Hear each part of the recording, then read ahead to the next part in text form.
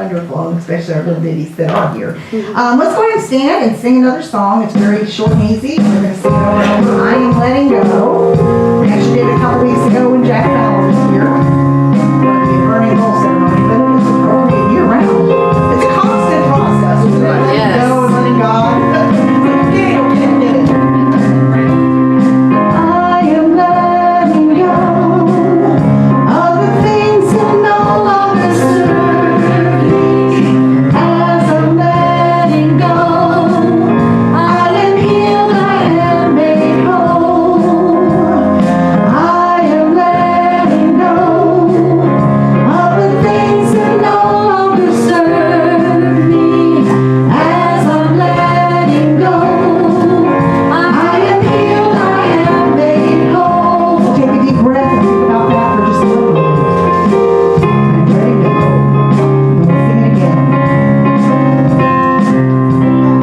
I am letting go of the things that no longer serve me. As I'm letting go, I am healed, I am made whole. I am letting go of the things that no longer serve me. As I'm letting go, I am healed, I am made whole. As I'm letting go, I'm healed. As I'm letting go, I am healed, I am made whole. I'm healed. I am healed, I am made whole. I am healed, I am made whole. Go ahead and have a seat. And when the prayer chaplain, please bring the prayer box forward.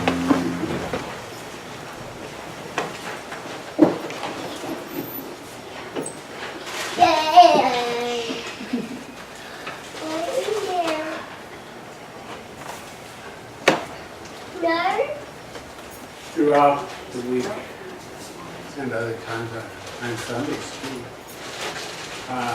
people put their prayer requests in the prayer box, or they put them in their hearts. But the symbol of the prayers in the prayer box is we use to hold these prayers before all it is. And then we send the actual papers to Unity to be prayed on over for a month. Once a month we send them, once a month, or they get their due for a month. So we bless these prayers that are here and all that they represent. Amen. Thank you.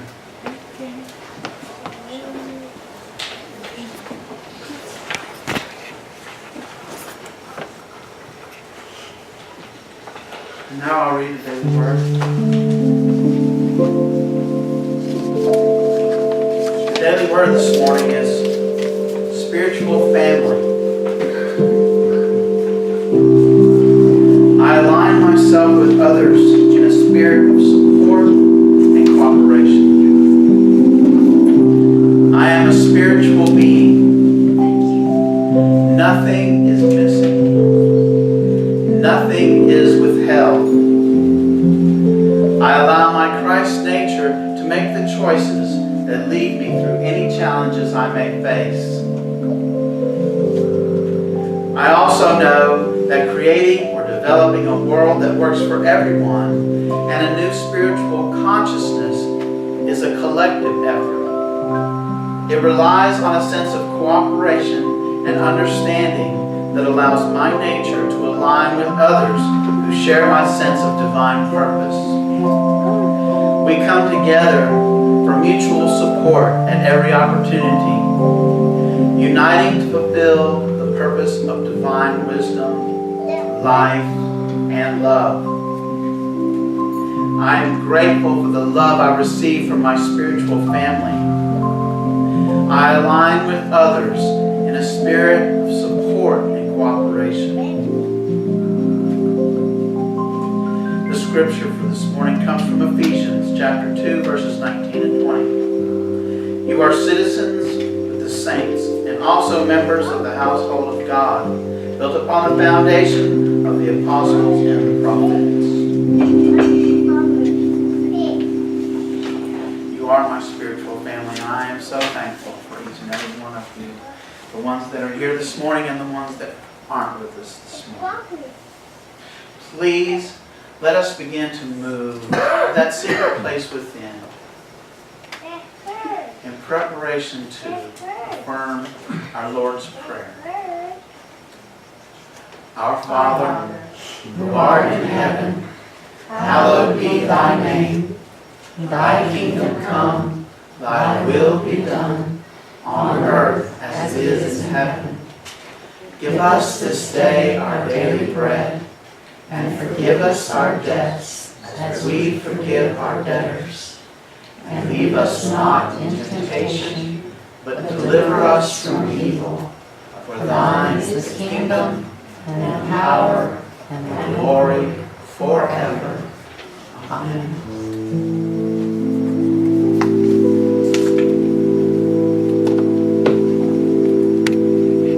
Together we have come as a family, a church family. Each of us individuals of our own free will chose to come this morning together. Just breathe into that and feel that love that connects us. It connects us one another here inside this building, and it reaches so much further to the most outreaches of the universe, connecting us all in love.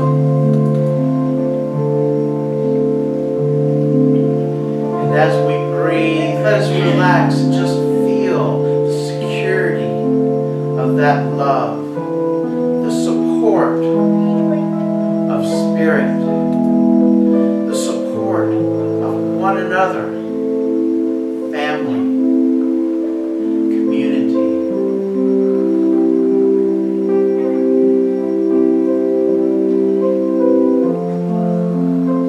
Breathe in that love and exhale gratitude. Thankful for our homes.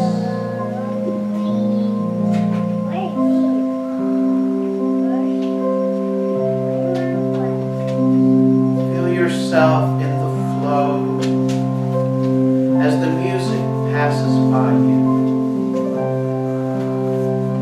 washing you. Feel the air as it touches your face.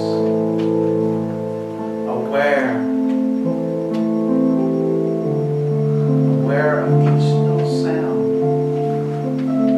The sounds that are close to you. The sounds in the distance. The sound of my voice. The sound of the organ.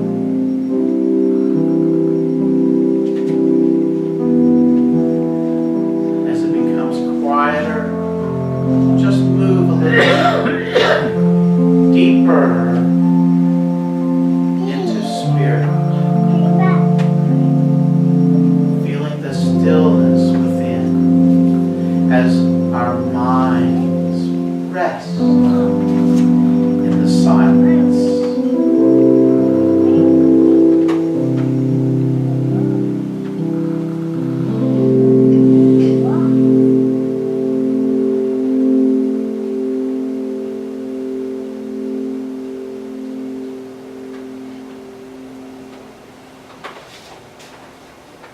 The stillness of mind, the peace in the midst. No matter what is going on around us, we still have that peace. We can always choose peace.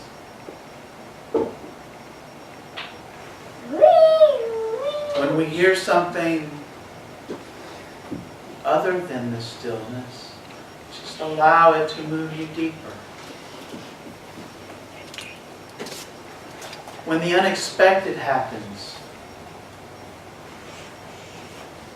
allow it to move you to that stillness within.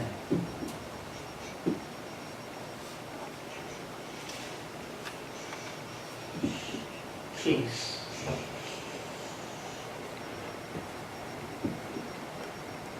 Stillness. Gratitude. I am so thankful for each of you. I am thankful for the truth of who I am and that I have that knowledge that Christ is within me. There is nowhere that I can go where I don't have that security. No matter what the situation is, I can step back. I can breathe. I can go to that stillness. You also, us together, is with this gratitude of the heart that we say thank you, and so it is. Amen. Thank you.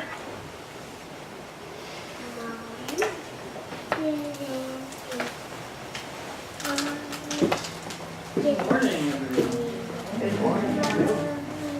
You look delightful this morning. My people are here. Thank you for being here. So as Dean said, I am Susan Holliday, and I've been a member of this church since 2007.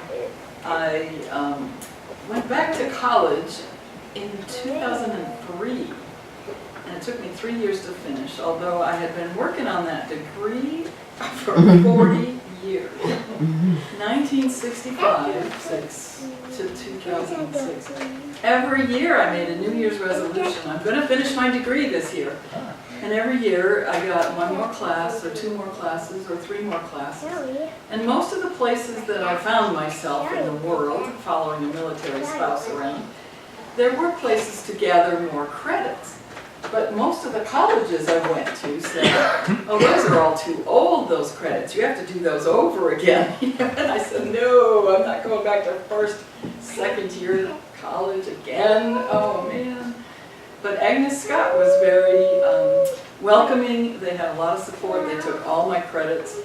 They had tutors to help me. They had somebody who could diagnose me finally later in life that I have ADD, and I have always thought the whole world was like that, you know, like, oh, look, there's a bird, and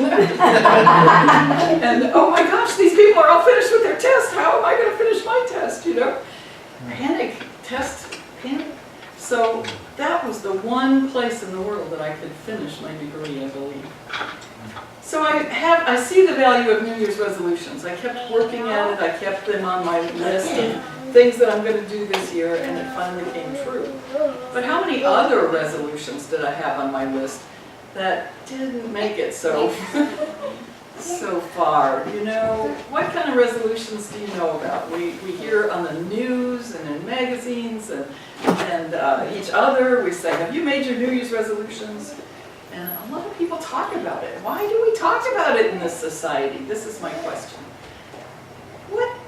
Who started this anyway? What? I have to think about a list of something to do other than all the other things I have to do? So, besides just liking to play around with words, I came up with resolutions, and it sounds like evolution. That sounds easier. Let's think about the difference here. Maybe there's a better way to think about it, or an easier way for me to think about this process that we go through at the beginning of the year, to think about what about this year. So I did some research, and last Sunday several of us went to lunch together, and we were sitting at the table, and I said, hey you guys, I'm going to talk about resolutions and evolution, and what do you guys think about resolutions? And Olga was sitting next to me, and she said, oh, it's been around forever, a long time. I think it must be in the Bible. Go look in the Bible, and you'll find it. Okay, Olga, thank you. It must be in there somewhere.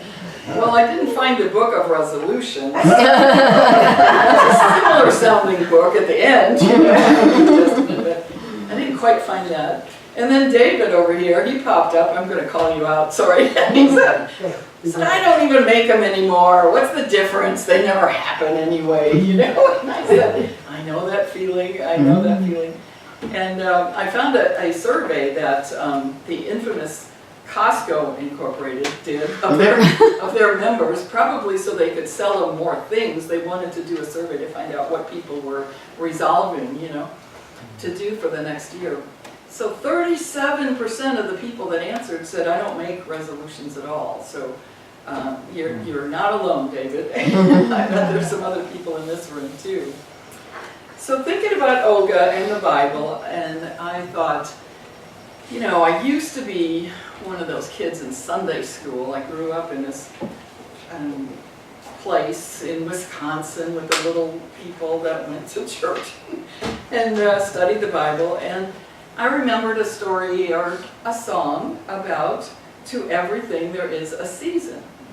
And Ecclesiastes chapter 3, and it says that to everything we have a season. There is a time to be born, a time to die, a time to mourn, and a time to rejoice, a time to harvest. But before that, there's a time to plant the seeds. And before that, you have to figure out, did you dry the seeds from last year, or did you buy them, or, you know, how do we get to that point where I can plant something?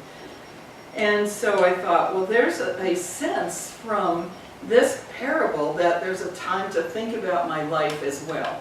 Especially on a farm like that, if you're planting crops, you have some time during the really dark part of winter, the shortest day of the year, to think about, what did we do last year? Am I being the right person? Is this mine to do? You know, so you think about these things. And you make a list of what do we want to do better next year? What do I want to think about as a larger vision for myself? The second thing I remembered out of the Bible was a parable of talents. Do you remember a story about a rich man who had some wealth and he left 3 people in charge of his property while he went and did something else for a while? And he said, here, you have 25 talents, and you have 10 talents, and you have 5 talents, and I want you each to take care of them, to use them wisely, to nurture them, and just be rejoicing in this talent that you have. Well, in that time period that the story was probably written, talent was a coin. It was the name of some money in the Roman usage. In our time, I think of it as a talent. I have a talent for getting through my fear to stand up here and talk in public and make some sense to people, and I'm really grateful for that talent. And Amy has a talent for singing, and Barry has a talent for figuring out what is she singing. And so we all have to use our talents. Well, what happened when the wealthy man came back and checked up on these talents of these 3 people? The first 2 guys, or women, or whoever, they must have been women, they increased their talents, both of them, the 25 and the 10, they each had more than they started with. And they told their story about what they did to do that, to increase their talents. And the third guy said, well, you said to protect it, I protected it. I buried it in the backyard, and I sat there and I watched it and guarded it faithfully every single day, the whole time that you've been gone. So here you are, it's still safe, and clean and new, I polished it up. So the man said, well, that wasn't the point. The point was to use your talent and increase it and polish it. And so if we think of that story metaphorically for our own talents in this world, we are told to think about it over the year that wealthy man was gone, for instance. Think about it over the year. What am I doing? What is this that I have, that I own, that I should be doing? What is mine to do in this world? And polish it up and practice it and be good at it when you see the next year at New Year's. You know, do you have that same resolution or that same thought again the next year? Hopefully you've progressed and you've moved on. So I thought those 2 stories kind of brought back to me that there's a season to think about. Self-assessment. What are we doing? Let's think about this. And then my monkey brain that comes with ADD said, hey, let's play with these words some more. And so I thought, okay, what if I think about other people in the Bible, what kind of resolutions would they have set, you know? So we just had the Christmas story not too long ago, a few weeks ago, when we heard about Mary and Joseph, and they walked all the way over to Bethlehem, and they paid their taxes, and they had a baby. And then 3 wise men showed up. Now, I don't believe they came by themselves. I think they brought the whole village with them, with the goats and the sheep and the camels, and they brought gifts, and they came to find the new king of the Jews. Well, first they found King Herod, right? And he said, you tell me where this new king is, and I'm going to take care of him. Meaning, you know, I'm going to take care of this baby. Yeah, right. So he meant take care of him in a different way. The 3 wise men then, the year before they got there, must have said, okay, our resolution is we're going to find the king of the Jews, we're going to follow this bright light in the sky, and then after they got there and they found out what was going on, they said, and we're going to take a different way home. We're not going past King Herod again, because he meant take care of the baby in a whole different way. So those were their resolutions. Very practical, down to earth, step by step. Here's what we have to do to live, right? That didn't appeal to me. So, personally, no disrespect. So then there was Mary and Joseph, the other 2 folks there at the Christmas story. Of course, they didn't call it Christmas at the time.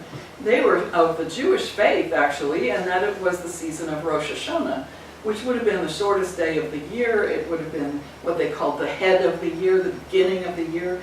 And it includes 10 days of repentance and self-assessment and thinking. So they might have done that while they were there in Bethlehem, but they might have been doing that on the walk while they were walking back home again. And then you get to the day of Yom Kippur, and that is the Day of Atonement, or At-One-ment. And so here's another view of, let's think about who we are and what we're doing and what is God telling us that we should do. This is one holiday in the Jewish faith that is the only one that we know of that is based on ethics. It's not an agricultural theme. It's not bless the salt and the grain and the other things. It's about ethics. And think about that. That is what we're talking about here today. So Mary and Joseph, my gosh, what a year they're going to have after having this baby, and they have to walk back to Nazareth. And so they're going to say, we're going to be good parents to this baby, the best we can be, baby Jesus. We're going to give him the human experience because quite literally in the story, he is the child of God. We call ourselves the child of God, but he's a little closer. And Joseph maybe said, we're going to expand my carpentry business, we're going to network with the family, there's David's family tree, so we're going to get some of that wealth and we're going to find the rest of our family. And that's what I thought. Very practical, again, down to earth, here's what we're going to do. Another guy that came to mind about what kind of resolutions would he have written was Noah. Poor Noah. Right, you remember him? He must have had a great New Year's Eve, because he was known in some of the stories about Noah to drink a little bit, right? Fermenting of the fruit. So the next morning he wakes up and says, uh-oh, what am I going to do this year? I think I heard a voice telling me to build a boat. So my next year is going to be build a boat, capture the animals 2 by 2, I'm going to gather lots of food for those animals and tools and helpers and get us together. The biggest thing he would have thought about was his resolution to keep the faith. I'm going to believe in this story, in this vision that I saw, in this voice that I heard. Can you imagine his family saying to him, are you crazy? That it hasn't rained for years and we're out in the middle of this plain, you know, there's no water around here anywhere. So if we think about this metaphorically, let's think about that resolution in terms of what if it was somebody who wants to be an artist instead of Noah who's going to build a boat? You know, what if it's somebody who wants to be a different gender? What if it's somebody who wants to go back to college? And think about, I have to keep the faith. No matter what my family says or anybody else says, you're too old, you can't do that, it costs too much money, there's no school going to take those old credits. You know, you have to just keep going with your own faith. This is what I'm meant to do. This is the voice I have in my home, in my head. So I also looked up on history.com and found out that the Babylonians, some 4,000 years ago, also believed in a holy day at the start of the year. Now their year started in March because they needed to plant the crops, so that felt like the start for them, like spring, okay? And what they did was forgive each other for debts, for insults. They get right with the world. And what they did was return things if they had borrowed them from the year. They forgave each other, and they felt that they had multiple gods, granted them favors and took care of them if they did the right thing at the beginning of the year. So maybe we inherited from them. Where is Babylon now? Babylonian is in Syria, you know? It's still there. I mean, the land is still there, and some of the artifacts and some of the buildings. So it's amazing to me that some of these places still survive and how different they sound now than what they did when we hear the stories about long ago. The Romans also had a ritual for forgiving and for returning things and for paying off their debts at the end of the year, and they also celebrated in January because they worshiped the god Janus, and so they named the month January, and the Gregorian, however calendar we're using now, continues with that word as well. So we humans, think about this now, we have such a luxury to think about setting intentions for the next year, right? Do little animals do that? No, they're instinctual. Do trees? No. Everything else is just like on the schedule and it just goes. But we sort of don't trust or something, you know, or we just think we're arrogant and we say, well, I'm going to take care of this. I can handle this. So I thought, I want to appreciate this fact that I have this brain that can figure out, I can do some planning for next year. I can think about what's going to come and not just let it happen and be surprised. So I did some more research. I found this funny sounding website called WikiDiff. WikiDiff, D-I-F-F, and .com. And it's a place where you can plug in two words and you can say, what's the difference between this word and that word? Who knew? So they said, the community that builds wiki words, said that resolution is a strong word. It takes will and determination and resolve to make a change, you know? It's hardcore. I want to fix something that's wrong in my life, and it's abrupt. I want to do it quick. I want it now, and I want to make a vow and an intention. So I just said, oh, yuck. That sounds like hard work. You know? It's just very hard and cold sounding to me. So then evolution, it says, is a process of accumulating change. A process of accumulating change. So much more gentle sounding. A progression of change. Often branching off or diversifying along the way. Sounds like big corporations. It's a gradual, let me follow the flow. I allow myself to grow into the person I am meant to be. I am willing to allow God, the universe, the source, whoever you would like to name or not name. I allow myself to grow into the person I'm meant to be. I'm willing to allow the God, the universe to work in my life. So very hard sounding to me resolutions, I will, I promise, I need, I want, or evolution, I allow, I am, I accept, I attract. Doesn't that sound more like unity? Yes, everybody nod. You're doing great. So, to attract, we have a book that I love, it's an older book called The Secret, about the law of attraction.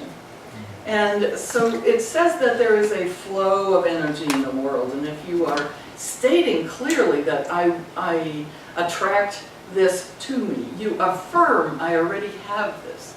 You know, I am healthy, I am well, I am God's child, I am here and abundant in all things that I need. That it will be attracted to you. And the opposite, if you offer something to someone, if you're offering help, or you're offering money, or you're offering to give somebody a ride, that flows back to you again. There is a wheel of attraction of energy in this world. So in evolution, in resolution, as I did when I was helping people with their career changes or their life changes, whatever it was that they wanted to transfer from married to divorced to one career to another career, from military to civilian. In the workshops we always had, what are the 10 steps that you can take in order to accomplish this change that you want to make? And so they're the usual ones. They're the same with resolutions. If you want to write resolutions that feels good to you and you want to write them down for next year, there's a blank half sheet of paper inside your bulletin. You can use that if you want. And write down resolutions. The way that people recommend that you make a change is to make it a small step. You take small steps. You don't start out saying, I'm going to write Gone with the Wind again, Gone with the Wind and the Rain or something, you know, To Kill a Mockingbird. You're not going to write that as your first novel. She did, but 1 out of 5 billion people, you know. So make it a small something that is achievable and take a small step. If you're going to use the treadmill, then okay, the first day I'm just going to step up on the treadmill and step off again. That's good. Okay. That took up 1 calorie from me stepping up there. Okay. And then the next day you do some more steps. So small steps, achievable. In fact, Reverend Carroll would say, just say that you're willing and open to be able to step on the treadmill. Just the tiniest possible step. Make it achievable, that you can possibly in this world ever do it. And it is mine to do. Is it mine to do, or am I trying to change somebody else? Am I trying to make you into the person I think you should be so that I'll be happy? Am I trying to change the people, reporters on television so they don't sound so nasty on all the channels? Okay, the clue is turn the TV off. Or Facebook, as some of you have done. I've seen you listing out there, hey, I'm not going to be on Facebook for a while. So make the small steps, make it achievable. Is it mine to do? What do I have control over that I can do? Get help. If you're going to do exercise, for instance, get a buddy to go with you. Or even just, can I call you when I'm finished with the exercise? Because I really don't want to do it, but I got to report to you and you're going to watch out for me. Things like that. Set a timer. Give yourself a reward. Get an ice cream sundae. Go for a walk and then get a sundae and then walk back home. So you're walking off the calories. Things like that to sort of trick yourself into fulfilling those resolutions. So how do we do the evolution steps then? What are the tips there? First of all, I want to suggest that you write in your journal, that you make a list and you say, I'm going to do the easiest, simplest, most foggy things in the world. It's not hard, it's not tasks, it's not strategy, it is life. Okay? So I'm going to write in my journal that I know, I accept, I believe, I am a beloved child of God. I am meant to live in God's favor. I am gentle with myself, accepting, forgiving of myself and of others. I allow myself to grow in the flow. I listen for God's purpose for me. And where do we listen? We listen in that meditation that Dean did just a minute ago. In the silence. We listen when we pray. We listen when we walk out in nature and swim in the pool. We listen, what is the message I'm getting for God's purpose for me in this world? We pay attention to coincidences. For instance, if you think of your friend and you think, I'll write to her later, or I'll give her a call, and the phone rings, or you get an email and it's her. That sort of coincidence. Or you find a parking spot that you have affirmed on the way over to the grocery store. It's right there in front.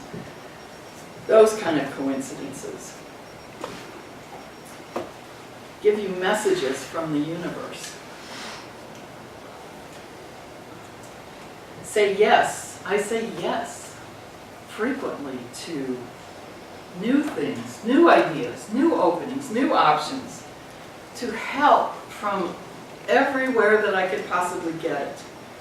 When I was going through leukemia and 2 years of chemo, I didn't want to accept help. It was really hard for me to have people see me without hair, looking weak, throwing up, looking awful and sick, and thinking that I was dying. I didn't want people to see me like that. But my friends and family here said, oh, we love you anyway. We look at the light of Christ inside of you and not at the exterior. And thank goodness they saved my life. They came and helped me. So I had to say yes. And the main reason I said yes was that I could see on your faces that you loved helping somebody. You loved being able to do something. And it was a joy in your life. So think about that if you're the one who's wanting to ask for help or offer it to somebody.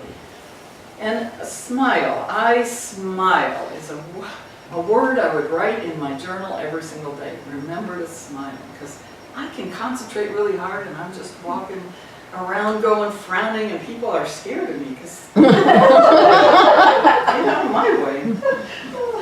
I remember I've gotten so many good things because I smiled at somebody, and one of them that came to my mind this morning was a time a few years ago, and I don't even remember what airport it was. I was stuck in an airport and at the gate, and everybody's crammed up there wanting to get their seat assignment or something. And this poor agent was alone behind the counter, and she had to tell us that the flight was canceled.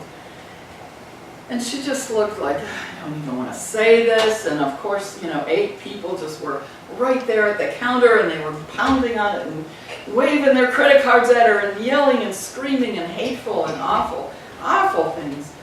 And I sat there away from the hordes, and I thought, I'll just wait a minute. And I got up there when everybody else had their assignments on different airlines. She helped everybody to find another flight. And I said, I'm really sorry to see that you're having such a tough day. I would just so much appreciate if you could help me find a way to get to my destination. And I was smiling and I was open and sending all these thoughts of love, She booked me on a flight, first class, free drinks, I got a t-shirt, I got a pillow, and I got to my destination quicker than the original flight I was on. It was a different airline, and she figured it out just like that. So it just connects with another person so much if you can let them know that I'm thinking about you, I'm connected with you. Think about this in terms of praying to God.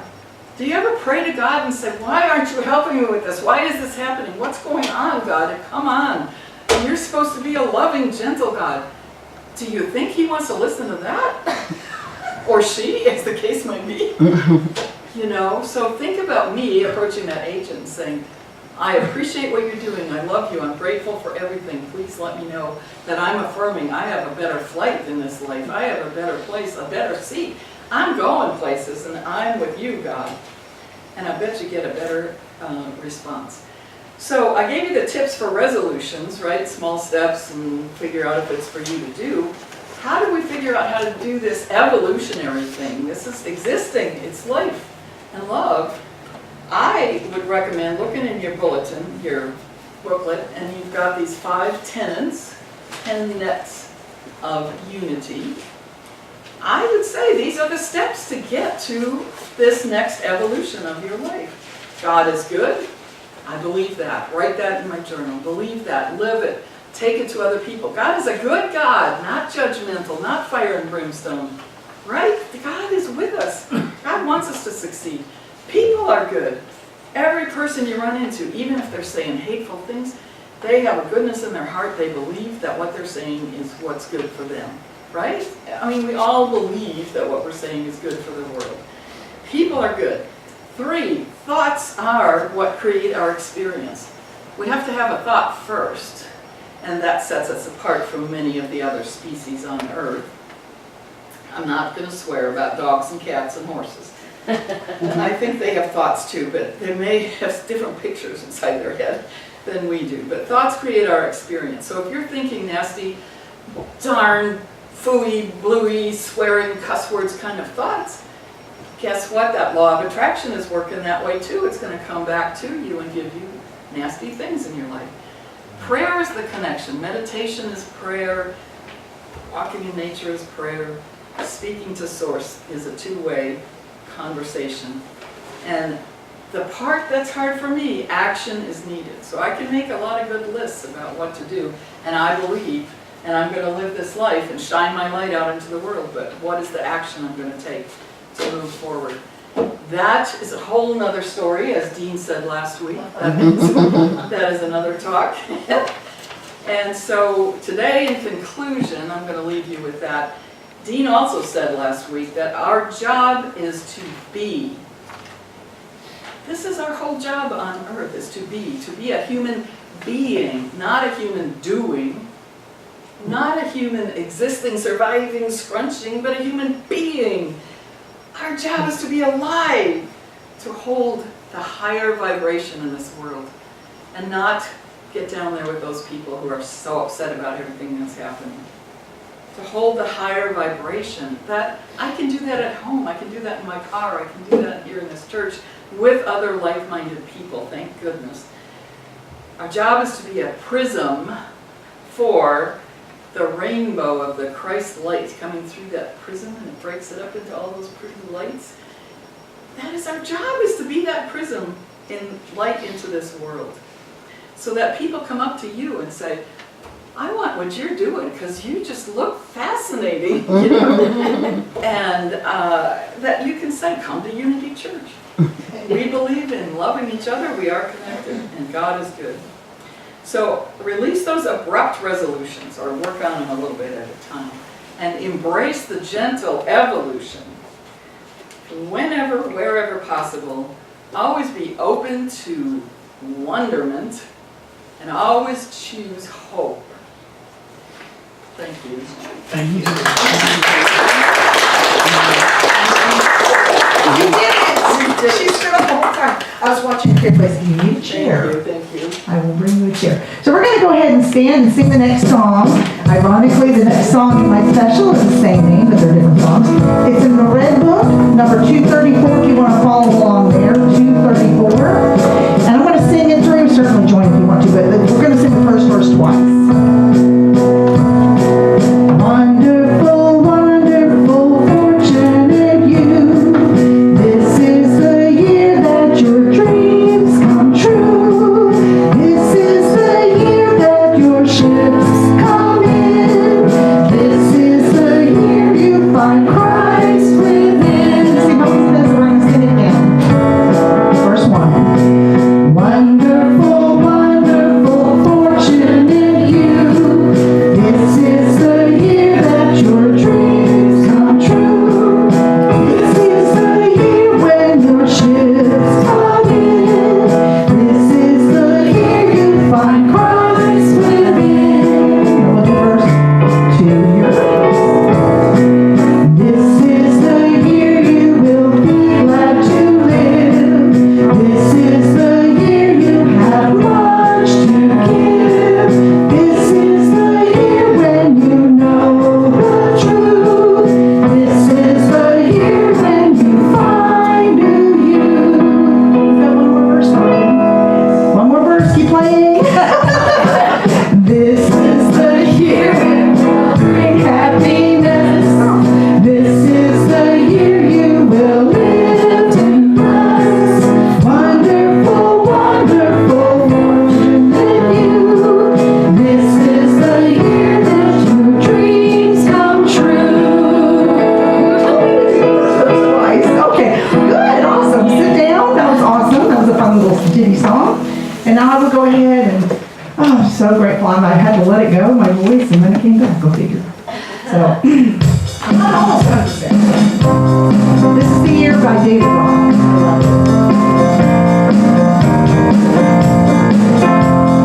This is the year for making changes.